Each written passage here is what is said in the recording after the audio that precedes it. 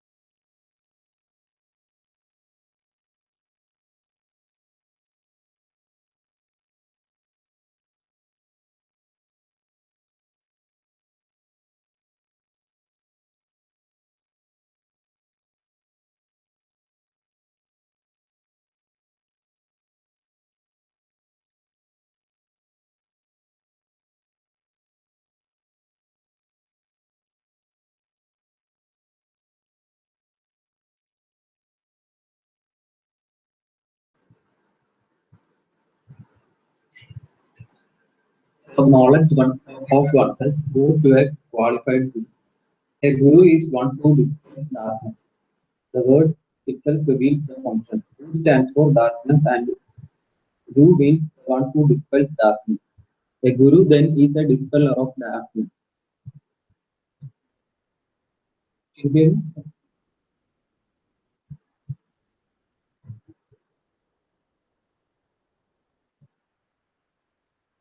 He doesn't produce anything. He doesn't even produce knowledge. He throws light on something that is already there. A guru is a teacher who has the capacity to dispel ignorance, covering whatever it is one wants to know. If I want to end my ignorance of astronomy, I need to find someone who knows something about the stars and planets. It will not do me any good to go to a marine biologist who cannot distinguish a galaxy from a constellation.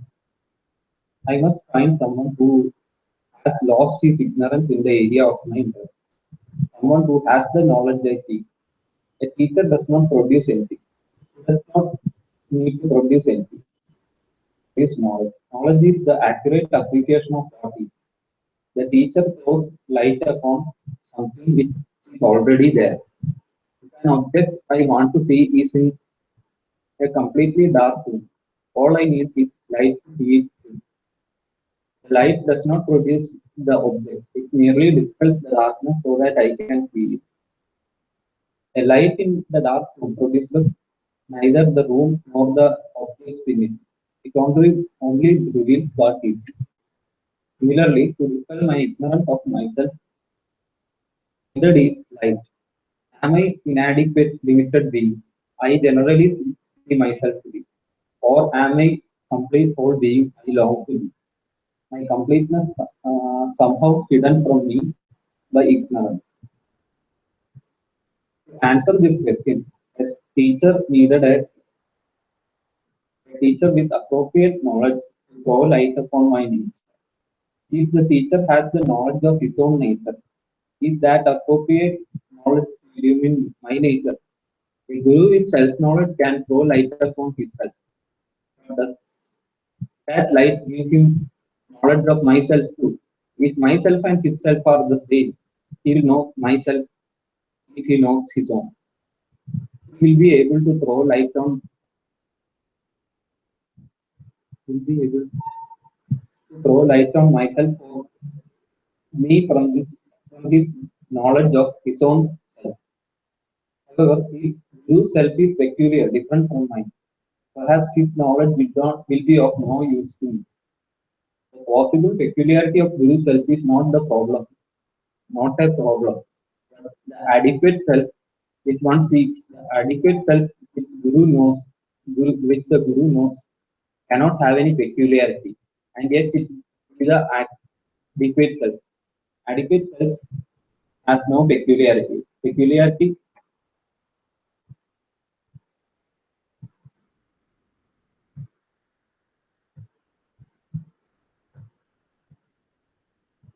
adequacy is totality, completeness. Adequacy without any limitation, adequacy with is limitlessness, which can suffer no duality. Adequacy can only be one, one with oneness without a second. There cannot be two limitlessness. When there are two, each limits the other. Therefore, say, the verse says, "Sam Guru Abhigachet." Go to that Guru who can throw light upon the uncreated, limitless self. Guru means teacher, not just teacher of a peculiar subject. Guru means any teacher who, by means of communication, can throw light on a subject that he knows and which the student wishes to know. To be a valid Guru worthy of the label, one must be able to throw light on ignorance. The student, because he wants to know, is willing to serve the teacher. The student is a jitnyasu, one characterized by wanting to know. A jitnyasu wants to know whether the cost, so that he goes to the teacher with readiness to serve, with a fresh, open mind, with loving heart. The verse indicates with a loving heart. The verse indicates this attitude by saying, "Samit Panihi," with tips in hand, bringing fuel for teachers' fire, a traditional way of showing willingness to serve the teacher. And what does the teacher do? He teaches. That is all he has to do. What is teaching? Teaching for most of is nothing but words. What do words do? Words are a means of knowledge. No doubt, like in inference, they are dependent upon perception, but at the same time, they also can be an independent means of knowledge. Sometimes the words do what one sense organs cannot do. Words depend upon perception. The hearing of the ears, of the seeing of eyes, but ears only hear sound. I only see sounds. It is the informed mind that turns sound and form into words. When this, when the mind undergoes the discipline of language, sound heard are no longer meaningless sounds, but become meaningful sounds. The form seen become meaningful forms. Words must have an independence from their perception as sound, which allows them to give rise to knowledge that the simple perception does not reveal. Words encode past perceptions. Words make possible the analysis of connections between perceptions in the absence of perceived objects. Words can become an independent means of knowledge, which can reveal both known and unknown things to one. Consider, for example, that uh, a bird has returned from a friend has returned from a visit to some exotic place, and he describes to me a very unusual bird, a bird with an emerald beak, ruby feet, gold and silver wings. I know what a bird is, what the parts of bird are, and the color and appearance of precious stones and metals. Therefore, from his words, I am able to gain knowledge of a thing unknown to me, a strange word which I have never seen. This knowledge is gained through words, shabda, which constitutes an independent means of knowledge. So, this is basically. So, can you hear me, Hemant?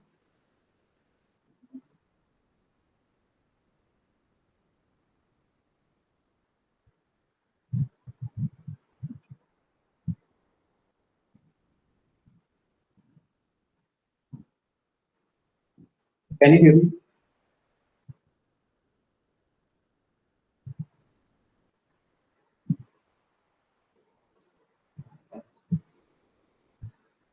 So Oh this is my God. basically about Yeah. I got logged off. Sorry. I don't know where you were. yeah. I just completed that topic. So I think we can continue. Hemant bhai, can you do? He can't read, he said on Facebook. Oh, okay, okay. Namla ji, then please. Yeah. Oh, Indirect. yeah.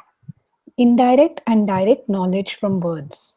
Words can give indirect or direct knowledge, depending on the relationship between the knower and the object. If the object is away from the knower's immediate experience, words can only give rise to indirect knowledge. If the object is within the range of the knower's immediate experience, words can bring about direct knowledge. The bird with the emerald beak described above was known only by indirect knowledge. Not having seen the bird myself, my knowledge of the bird rests upon the words of my friend. The weight I give to that knowledge depends upon my faith in the accuracy of his perception and his truthfulness. Similarly, I can gain indirect knowledge of many things not directly known to me. Indirect knowledge becomes direct knowledge when confirmed by experience. For example, someone gives a detailed description of the appearance and flavor of the tropical jackfruit to a person who has never seen or tasted jackfruit. Subsequently, the latter comes to India, where he has the opportunity to sample many tropical fruits strange to him.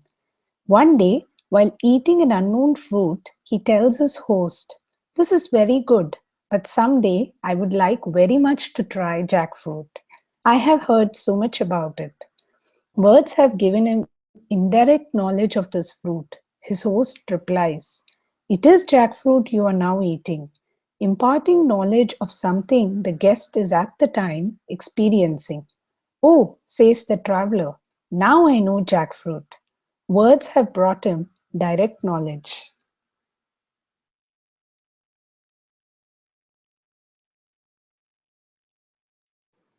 Let's continue. Please, please, I continue. yeah, yeah, please. The words of the Guru gives direct knowledge of the self. What kind of knowledge can the words of a teacher give about oneself? Indirect or direct? I seek knowledge of myself, of I. Where is this I? Is it near me or away from me? It is neither. It is I, immediate. Words throwing light on oneself will give direct knowledge of I. Either they must give direct knowledge or no knowledge at all. When the teacher, the guru, who has knowledge of himself teaches, he will throw light on the me which is here, now, the available, immediate me. The knowledge will be direct, immediate knowledge.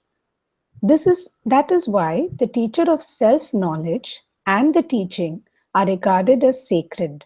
They are a direct means of knowledge of oneself. The teaching is a body of knowledge in the form of words and sentences known as Vedanta, which throws light upon oneself. Vedanta is called a Shabda Pramana, a verbal means of knowledge. Through words, it is a direct means of knowledge of oneself. I was actually thinking about Shabda Pramana earlier. Yeah, it basically says that words are the direct, in this case, that is self-knowledge given through words are a direct means of knowledge, not indirect one, as it True, is on very here. true. Some people in Neo-Vedantic circles, it is usually spread that we have to learn the theory of Vedanta, philosophy of theory, whatever they call it, of Vedanta from the teacher and then experience it. So that is being negated here by Buddhism. We don't have to experience ourselves. We are the Atma. I exist already. I know that I exist. Only the ignorance is removed by the words. That means the knowledge is direct. Sanam is not reading. Is there Yeah, anything he's else? not ready. Okay. Chapter 5, the teacher. The gain of adequacy requires knowledge, not action. To gain anything which is away from one in time or space requires a change. Change involves effort, the exerted force called action, karma. Every change involves a loss. Gain through change involves the loss of the prior condition. The limitless, adequate being that one wants to be cannot be a product of a process of change. One cannot become totally adequate, complete, because the new condition gained excludes the relinquished old condition. A becoming being what is always limited in nature. There is no absolute gain in any becoming. To be a fully adequate being is to have an absolute gain. An absolute gain is not possible in the relative world. So the adequate being can never be the end product of a process of becoming. Therefore, gain of adequacy that everyone seeks has to be a gain that does not involve the process of becoming. It has to be a gain without effort. The only thing that can be gained without effort is something that has been gained already, something that is already there. It is necessary to gain something that is already there when that something is separated from the seeker, not by time or distance, but by ignorance. If the seeker does not know that what he seeks is there, it will be as though away from him. To gain such a thing requires not action but knowledge. Knowledge depends upon the operation of a valid means of knowledge. We have means of knowledge for objects other than ourselves. The senses provide data for knowing objects. All objects other than oneself can be known from perceptual data and perception based information. But what is the means for knowing the knower, the subject? There does not seem to be a way at one's disposal to know oneself, the knower, who knows the objects. The subject cannot be known through objectification of perception and inference. A subject, when objectified, becomes an object. It is not possible to objectify oneself and still look at oneself. If I become the object, I am no longer the subject. The subject I cannot be the object. Object I. Whatever is objectified can no longer be considered the subject who is looking at, and it is the subject that I seek to know. Is it the hope? Is it a hopeless dilemma? Am I stuck in self ignorance? Stuck with self ignorance? I think we can continue. I, Words, a valid means of knowledge. For knowing oneself, there is a need for valid means of knowledge capable of dispelling self ignorance. Some means other than the sense based perception and inference. It has been that words, sabda, in their own right, independent of perception, can be a valid means of knowledge. Words are based on sound heard or form seen, but it is not sense data that are the words. The sense data only carry the word to an informed mind. A mind recognizes certain sound or form as language. It is the sound or form as word that brings knowledge. The knowledge brought by words can be direct or indirect. Whether the words bring direct or indirect knowledge depends upon the object. If the experience, the knowledge born will be indirect. Sorry, if the object is beyond the scope of one's perception or experience, the knowledge born will be indirect. Indirect knowledge, no matter how useful, is never completely true to the object.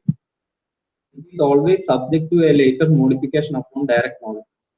However, if the object is not away from one, but is at hand, experienced, but not recognized, then word can give direct knowledge, a knowledge true to the nature of the object. For example, there is a well-known story that shows how words can give knowledge, both direct and indirect. The story of the tenth man. 10 students were given permission by their guru to go on a pilgrimage. In the course of their journey, they crossed a swift river. After the crossing, the leader of the group responsible for their safety assembled them on the river bank and counted them. He counted nine. The tenth student was missing. He counted again very slowly up to nine. Still there was one missing. The leader looked all around, but nowhere could the tenth man be seen. He counted again nine only. He stood there in shock and despair, thinking of a sad message that would have to be taken back to their teacher. One man has been lost, and an old man standing a short distance away had been watching this scene. He walked over to sorrowful river and asked, "Why are you so upset?" The leader pointed to his companions and answered, "When we started on our pilgrimage this morning, there were 10 of us. Now that we have crossed this river, there are only 9. The old man looked at the group and asked, "You say there are 10 of you when you started out?" "Yes." "Now you say there are only 9?" "Yes." "The 10th one cannot be found. He must have drowned," replied the trembling leader. The old man smiled a little and said, "Don't worry, the 10th man got across the river with you. He is here now. I will show him to you." The old man seemed wise and sincere. Relief swept over the young leader. "Did you hear that?" he called out to the group gathered around. The 10th man is one of the students. The 10th man is one of the students was more skeptical. "How can you say that?" he asked the leader. "Have you seen the 10th man?" "No," said the leader. "I have not seen the 10th man, but this gentleman says he exists and I believe him." At this juncture in the story, the leader has only indirect knowledge that the 10th man exists. Through the words of old man, he has gained indirect knowledge called Paroksha Jnana of the existence of the 10th man. Previously, he had come to the conclusion that 10th man probably had drowned and had been swept away by the river. But now his faith in the truth of old man's word lets him accept, even without personal verification, that 10th man exists. The leader's mind is no longer closed and agitated. It is more it is in a more neutral frame, with faith in a happy outcome. The neutral frame of the mind is a receptive mind, ready for knowledge, able to accept that the fact can be discovered, knowledge can be gained. The leader has faith in the correctness of the indirect knowledge. The faith in the indirect knowledge will be confirmed by direct knowledge. It is faith, pending discovery, and openness and positive expectation. The leader has no reason to disbelieve the words of the old man, and his credibility is given by the fact that the old man has said, "I will show the 10th man to you here now, not sometime later in some other place." The old man has said that he will present that he will at the present time in the present place produce the 10th man. He has told the leader that there is anything the leader must do in order that the 10th man can be produced to bring about the 10th man. The promise held out by the old man does not involve effort on the part of the leader or change of place or passage of time. The story continues. Old man tells the leader, "Please bring all other boys in front of me and have them arrange themselves in line." The leader, his eyes still red from weeping over the loss of his fellow student, quickly responds, "Now, says the old man, come stand by my side and count these fellows one more time." The leader's heart sinks. He is reluctant to go through one more sad, useless thought. Nonetheless, he has faith in the old man, and reluctant though he feels, but because the old man has requested, he counts one more time. uh, up to 9 and turns to the old man, "Sir, where is the 10th man?" The old man demands. The old man says, "Come, Asi, that thou art. You are the 10th man. You, the leader who forgot to count himself, are the 10th man you are seeking."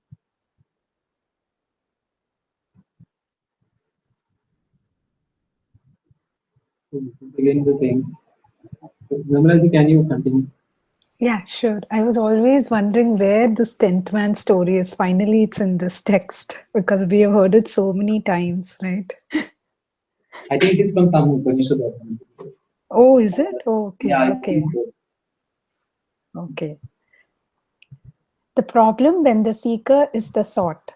Any seeking is a denial of the presence of the sought. The act of seeking denies that the sought is in the presence of the seeker. The presence of the seeking denies the presence of the sought. In the story of the 10th man, the seeker is the sought.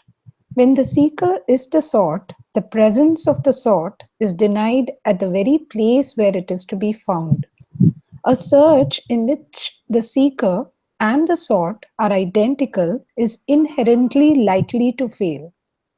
The very status of being a seeker means that you have concluded that what you seek is not in your presence. This conclusion ensures that you will not look where you want is to be found. The presence of you as a seeker denies you as the sought. The best place to hide something is where it is thought not to be. If it is hidden at a place where it is denied or thought not to be, it is indeed well hidden. So, the moment the 10th man started seeking, the place where the sought was to be found was denied. But the 10th man, seeing his group as incomplete, had no choice but to search for the missing man who would complete the number, a search which excluded the sought. The nature of this kind of situation must be very clearly seen and grasped fully. When the seeker and the sought are identical, any small attempt on the part of the seeker to gain the sought will deny the presence of the sought at the place where it is to be found. In such a situation, for the seeker to gain what he seeks, he must be relieved of seeing himself as a seeker. He must be freed for the time being from the need to gain the sought. The old man, by promising to reveal the missing 10th man, freed the leader's mind from the status of a seeker. That mind, even though it had not discovered the presence of the 10th man, became imbued with a faith, Shraddha, that the discovery would be made, allowing it to abide in a certain freshness and receptivity. From a sentence, then, the free, fresh, receptive mind was able to discover I am what I seek. I am the 10th man.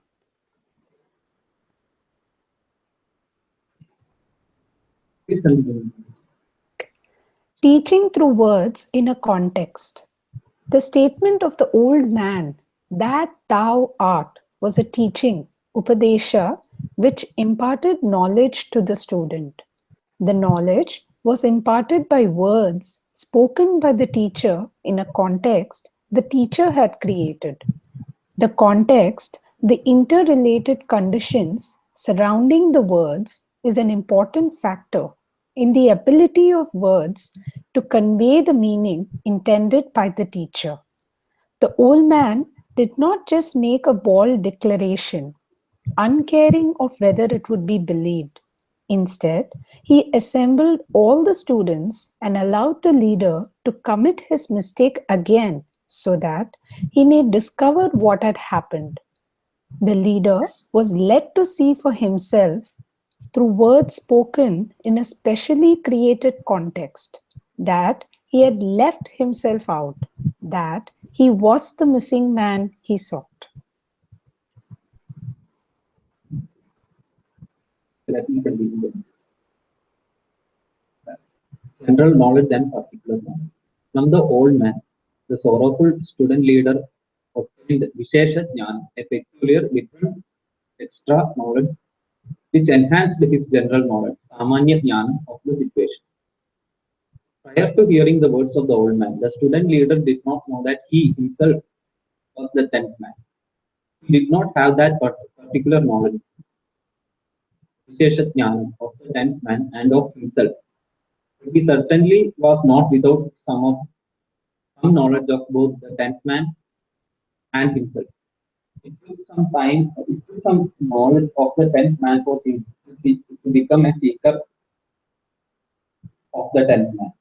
If he had no knowledge whatsoever of the existence of a tenth man, he would have had no basis for missing him, no basis for committing a mistake about his identity.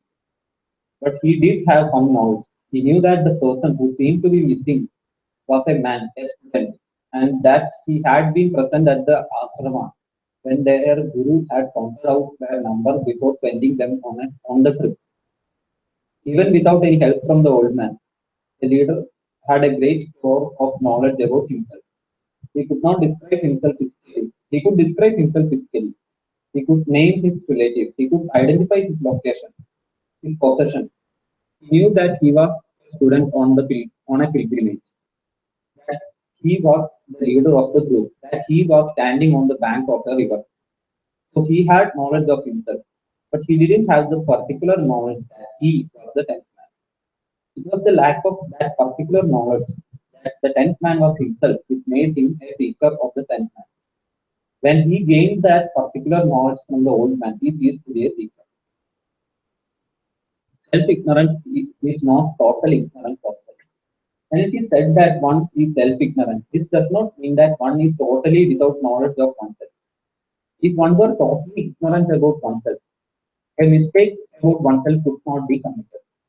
If I did not have the kind of evolved mind that can appreciate I am, then I would not consider myself to be an inadequate being. If I am is unknown to me, I cannot conclude that I am inadequate. When I have no consciousness of an object, I do not commit a mistake with regard to it. However, when I am conscious of something but don't recognize it for what it is then that I commit a mistake. I am is very much known to me. I know that I am here now. I know I am existing.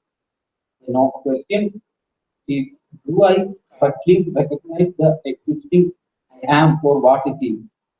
If I am the adequate being I long to be, but fail to recognize that fact, then I shall conclude that I am inadequate and strive to become adequate. A futile effort. Adequacy cannot be gained through change or through action.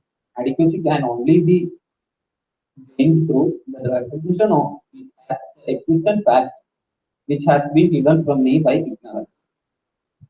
When something is immediate existent fact, not recognized out of ignorance, words can produce direct knowledge of that fact.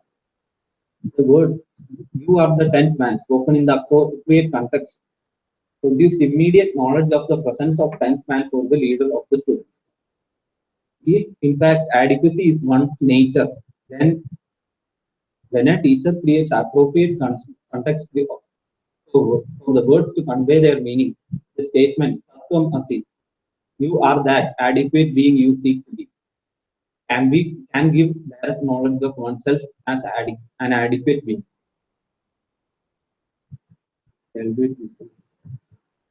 What the teacher must know. For a teacher to be able to use words to give direct knowledge, not only must the object of knowledge be present, but the teacher himself must both be free from ignorance about the object and know how to create a context in which words can destroy the ignorance. Words can destroy the student's ignorance. For the old man to be able to use words to impart immediate knowledge of tenth man, he had to have completely and directly shed his ignorance of the identity of the tenth man. If the students had scattered along the bank with some out of sight before the old man had an opportunity to count them all for himself, then he would not have had direct knowledge of the tenth man. He might have had a plausible theory that would be proved later, but he would not have had the kind of knowledge that enabled him to state categorically that he could immediately produce the tenth man. Had the old man missed seeing the tenth man, he would have had only more ignorance to impart. For the words, for words to produce direct, immediate knowledge, the speaker must clearly know what he sets out to impart by words, and in the presence of the object of the knowledge, the correct context must be established. The old man had to see clearly that the leader himself was the tenth man. Had he not known that, he could not have held out the assurance that he could produce the tenth. The old man was a good teacher. He recognized the problem and knew what he was doing in setting the context before revealing who the tenth man was. The teacher must reveal himself know the tenth man to be able to reveal. Basically saying that what is actually this is basically explaining what is pramana. Pramana is the words of Shastra alone cannot give us that meaning. There is need for a teacher who has this knowledge of the Shastra, that is Sotriya, has this self knowledge and is established in that knowledge and knows is both established in that knowledge and also knows the methodology to impart that knowledge to a seeker. So that's why it's basically saying that Shastra taught by a teacher who is well versed in the Shastra and also Brahmanishta, then that is Pramana. So, this is giving both the qualification of the teacher. Sorry, this is giving the qualification of the teacher, basically, who, whom we should approach for self knowledge. So that's basically what this is. And also, one point is that we should have faith pending understanding in our teacher. Only then we can uh, actually know. If we look upon the teacher with some kind of doubt of, why we need a teacher is we can stop here. Sure. Anything? Yeah. पूर्णमदपूर्णमदपूर्णात्पूर्णमुदच्यते पूर्णस्य पूर्णमादाय पूर्णमेवावशिष्यते ॐ शान्ति शान्ति शान्तिः हरि ओम श्री गुरुभ्यो नमः हरि ओम